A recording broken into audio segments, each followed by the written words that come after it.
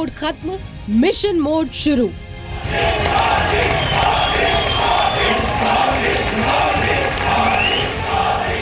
मेरे दिमाग में 125 करोड़ हिंदुस्तानियों का हिंदुस्तान है, 125 करोड़ देशवासी।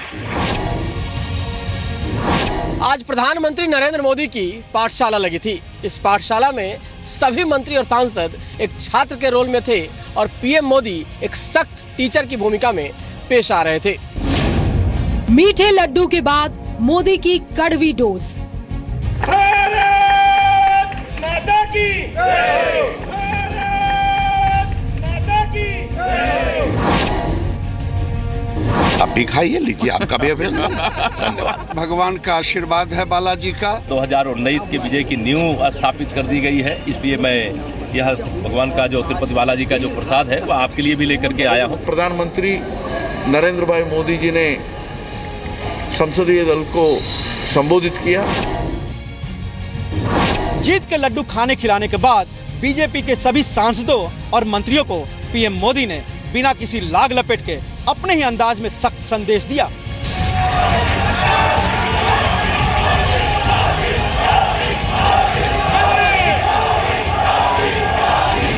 काम के लिए मंत्री सांसदों का टाइम टेबल फिक्स।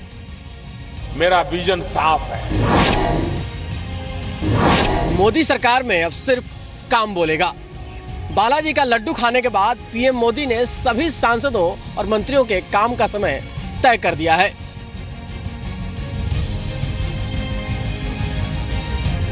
भारत माता की, भारत माता की, भारत माता की, भारत माता की। न चैन से बैठूंगा, न बैठने दूंगा। हम परिश्रम की पराकाष्ठा करेंगे। प्रधानमंत्री नरेंद्र मोदी का ये नया नारा है। नारा काम के लिए, नारा देश के लिए और नसीहत भी है। नसीहत कामचोर नेताओं के लिए।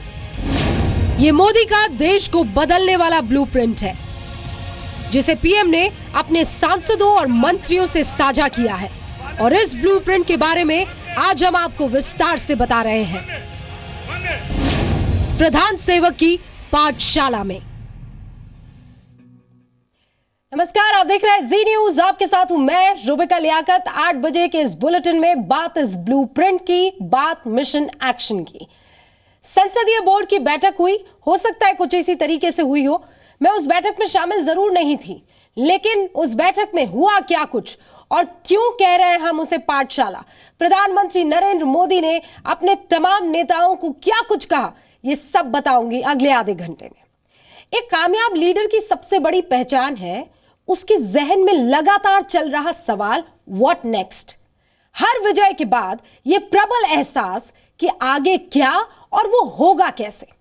और यह सवाल 4 राज्यों में सत्ता हासिल करने के बाद पीएम नरेंद्र मोदी के जहन में उभरता हुआ साफ दिखा।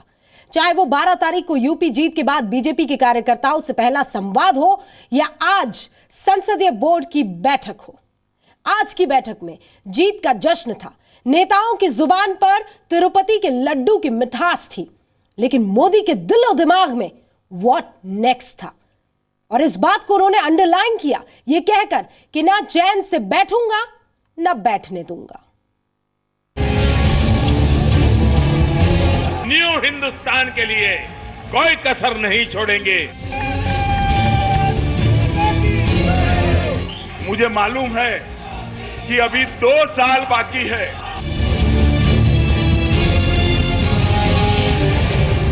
इसमें कोई कमी नहीं रहनी चाहिए।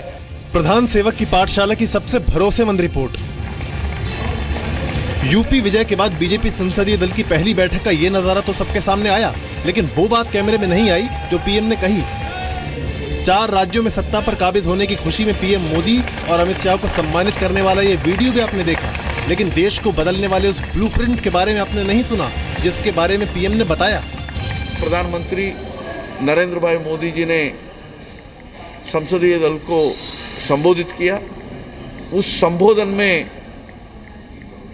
उन्होंने सबको धन्यवाद दिया, खास करके जनता को और कार्यकर्ताओं का आशीर्वाद और अथक परिश्रम को उन्होंने नमन किया। बीजेपी संसदीय दल की बैठक में पीएम के संबोधन की ये सिर्फ शुरुआत थी। धन्यवाद के बाद पीएम मोदी ने सभी सांसदों और मंत्रियों को चेतावनी दी, न चैन से बैठूंगा न बैठने दूंगा। प्रधानमंत्री नरेंद्र मोदी ने अपने संबोधन में कहा कि वो न चैन से बैठेंगे और न बैठने देंगे।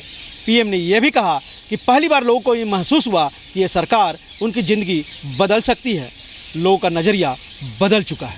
साल 2014 में प्रधानमंत्री नरेंद्र मोदी ने नारा दिया था, न खाऊंगा न खाने दूंगा। वो नारा भ्रष्टाचार के खिलाफ था। और 2017 में नया नारा काम के लिए है। मेरा तो मंत्र है, न खाऊंगा न खाने दूंगा। हम परिश्रम की पराकाष्ठा करेंगे। पीएम ने सांसदों और मंत्रियों से कहा कि वक्त बदल चुका है, लोगों का नजरिया बदल चुका है। अब देश में काम करने वाली सरकार है और हम काम कर रहे हैं। काम में कोताही बर्दाश्त नहीं की जाएगी। ये पूछा जाता है कि इतना काम क्यों करते हो, इतनी मेहनत क्यों करते हो? इससे बड़ा जीवन का सौभाग्य क्या हो सकता है? प्रधानमंत्री नरेंद्र मोदी यही नहीं रुके। उन्होंने संबोधन के दौरान ही सभी मंत्री और सांसदों का टाइम टेबल भी तय कर दिया। पीएम ने कहा, जनता के बीच जाओ। प्रधानमंत्री मोदी ने कहा है कि 26 मई से पहले सभी मंत्री और सांसद 72 घंटे अपने क्षेत्र की जनता के साथ बिताएं। इस बीच 3 दिन और 3 रात अपने क्षेत्र की जनता के साथ रहकर उनकी समस्याओं को सुने, उनका समाधान निकालें और सरकार के काम को भी गिनाएं। यानी अब सिर्फ भाषणों से काम नहीं बनने वाला, क्योंकि अब सिर्फ काम ही चलेगा। पीएम ने साफ तौर पर कहा कि देश को सिर्फ बेस्ट चाहिए। अब गुड और बेटर से प्रधानमंत्री नरेंद्र मोदी खुश होने वाले नहीं हैं। उन्हें हर मंत्री और हर सांसद से बेस्ट चाहिए। पीएम मोदी ने अपने भाषण में कहा कि हर मंत्री और हर सांसद 26 मई से पहले, यानी मोदी सरकार के 3 साल पूरा होने से पहले, ये तय कर ले कि वो क्या बेस्ट कर सकते हैं और क्या बेस्ट दे सकते हैं।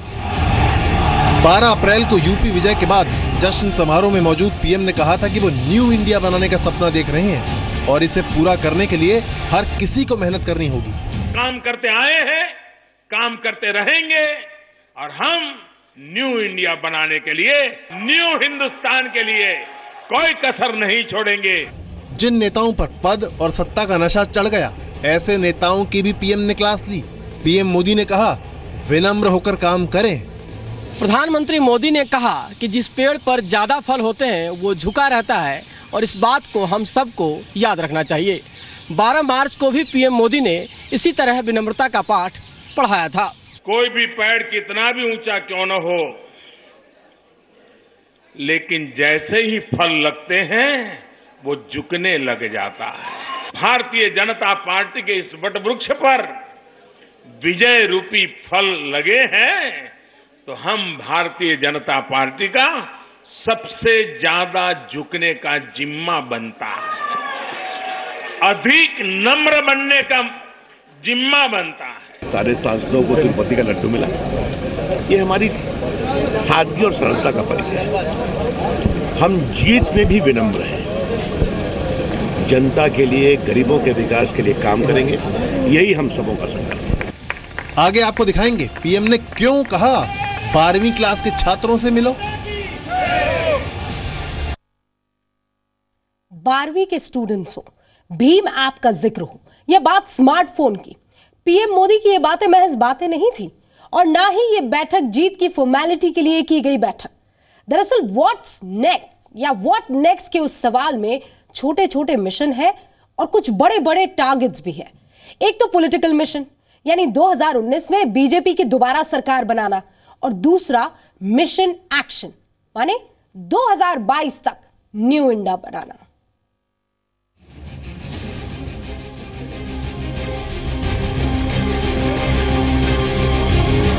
जब प्रधानमंत्री नरेंद्र मोदी सांसदों को संबोधित कर रहे थे, तब उन्होंने ये भी कहा कि सभी लोग कलम निकालो, सभी लोग कागज निकालो, जिसके पास नहीं है उसका मैं कुछ नहीं कर सकता। पीएम ने सिर्फ टाइम टेबल ही नहीं बल्कि जनता को रिटर्न गिफ्ट देने का खाका भी खींच दिया। घर घर तक हो जय भीम। नोटबंदी के बाद छिड़ी ऑनलाइन क्रांति को प्रधानमंत्री नरेंद्र मोदी नए भारत की बुनियाद के तौर पर देख रहे हैं। पीएम नहीं चाहते कि ये क्रांति थम जाए, इसलिए उनका जोर ऑनलाइन क्रांति से जन जन को जोड़ने पर है। पीएम ने सांसदों से कहा कि वो आम जनता के बीच जाएं और उनको ऑनलाइन पावर के बारे में जानकारी दें। इसी के साथ ही भीम ऐप के इस्तेमाल से जुड़ी जानकारियां भी जनता को दें। भीम ऐप को डाउनलोड करने का, हजारों लोगों को सिखाने का, ट्रेनिंग करने का, उनके तक पहुंचाने का एक व्यापक अभियान ये लेना चाहिए। 8 फरवरी तक करीब देश में 1 करोड़ 39 लाख से ज्यादा भीम ऐप डाउनलोड हो चुके थे। ये आंकड़ा तेजी से बढ़ रहा है। पीएम मोदी ने बीजेपी सांसदों को निर्देश दिया कि सरकार के कामकाज के बारे में वो लोगों को बताएं।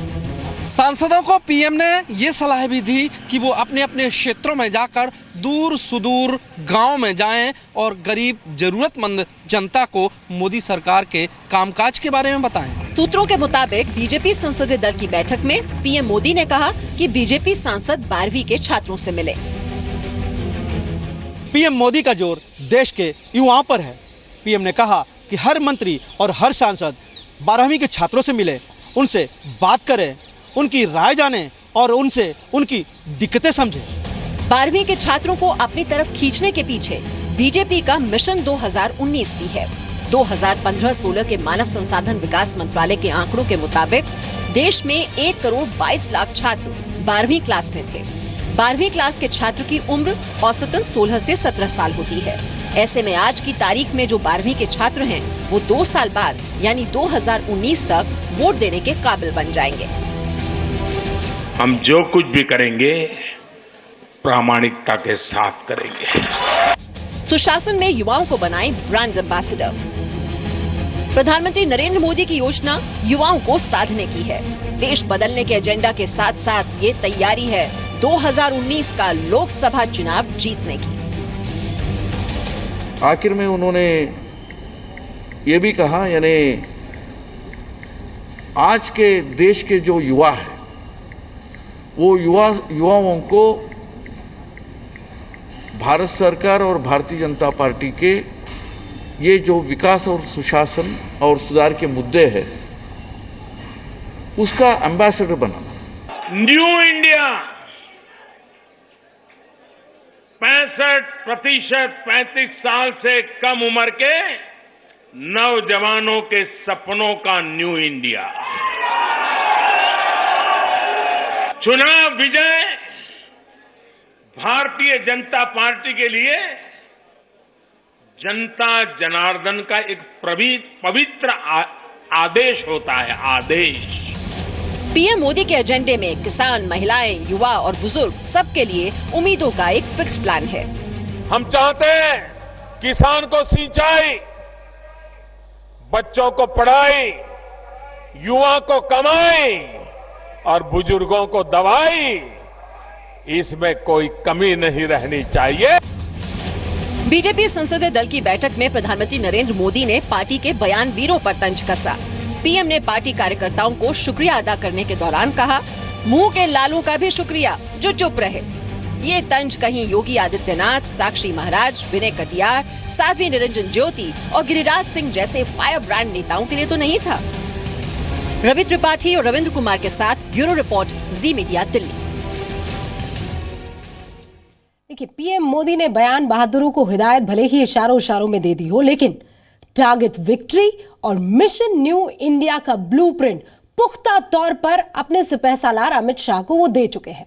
6 अप्रैल को वैसे तो बीजेपी का स्थापना दिवस होता है, लेकिन अमित शाह कायदे से कार्यकर्ताओं को उस दिन जीत का जोश स्थापित करेंगे।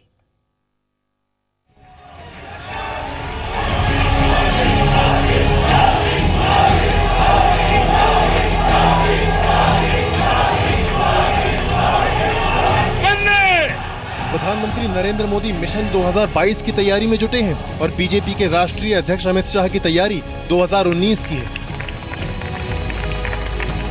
बीजेपी संसदीय दल की बैठक में अमित शाह ने आम चुनाव 2019 की तैयारियों का ऐलान कर दिया। राष्ट्रीय अध्यक्ष अमित शाह ने कहा, 14 के बाद सबसे बड़ा चुनाव ये 17 ऐसे कई मीडिया ने और अखबारों ने कहा है, कई लोगों ने माना था, लेकिन सबसे बड़ा हमारा मुक्काम है, अगला मुक्काम है 19 का चुनाव, और उसके लिए भी पूरा तैयारी रहे। 12 मार्च को यूपी विजय के जश्न के दौरान भी अमित शाह ने 2019 की जंग के लिए कार्यकर्ताओं में जान फूंकी थी। मुझे मालूम है कि अभी 2 साल बाकी है, 2 साल बाकी है। 2 साल में बाकी सारा काम भी मोदी जी के नेतृत्व में समाप्त कर फिर से एक बार 2019 में बहुत बड़े बहुमत के साथ भारतीय जनता पार्टी विजयी होगी। 2019 की तैयारी में बीजेपी अभी से कैसे जुटी है, इसे समझने के लिए 6 अप्रैल और 14 अप्रैल को बीजेपी के तय किए गए कार्यक्रम को समझना होगा। 6 अप्रैल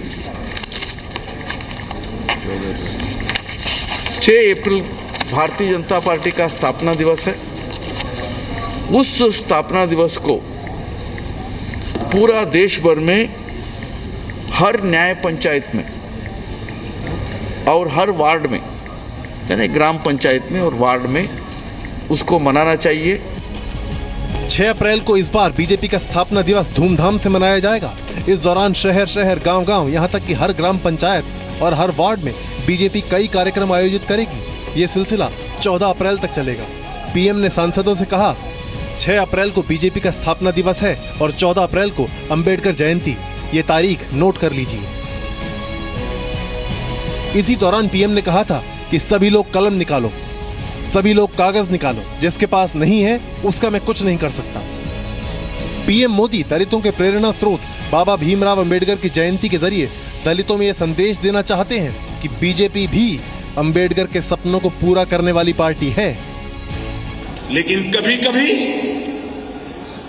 ऐसी घटनाएं आती है सामने, माथा शर्म से झुक जाता है। असह्य पीड़ा होती। समाज का जो नीचे के तबका का व्यक्ति है, दलित हो, पीड़ित हो, शोषित हो, वंचित हो, ये हम सबका दायित्व है उनकी रक्षा करना। हम सबका दायित्व है उनका सम्मान करना, उनको सुरक्षा देना। प्रधानमंत्री नरेंद्र मोदी को भरोसा है कि अगर उनके ब्लूप्रिंट के हिसाब से मंत्री और सांसदों ने काम किया तो न्यू इंडिया का निर्माण भी होगा और 2019 में कमल फिर खिलेगा। रवि त्रिपाठी के साथ रविंद्र कुमार, जी मीडिया, दिल्ली। वैसे देश के इस प्रधान सेवक के फेहरिस्त में मिशन देश की बाउंड्री तक सीमित हो ऐसा नहीं है। देश में अपनी पार्टी का दबदबा चाहते हैं तो दुनिया में देश का, हिंदुस्तान का दबदबा चाहते हैं और तैयारी इसकी भी पुरजोर है। और ये तैयारी बाकायदा देशों को अलग अलग दिखने भी लगी है। उसमें चीन की चिंता सबसे ऊपर रह रही है। इसीलिए तो सिर्फ इस बोर्ड रूम तक वो बात सीमित नहीं थी कि ना चैन से बैठूंगा ना बैठने दूंगा, ये कोने कोने तक पहुंची है। फिलहाल इस खास शो में इतना ही।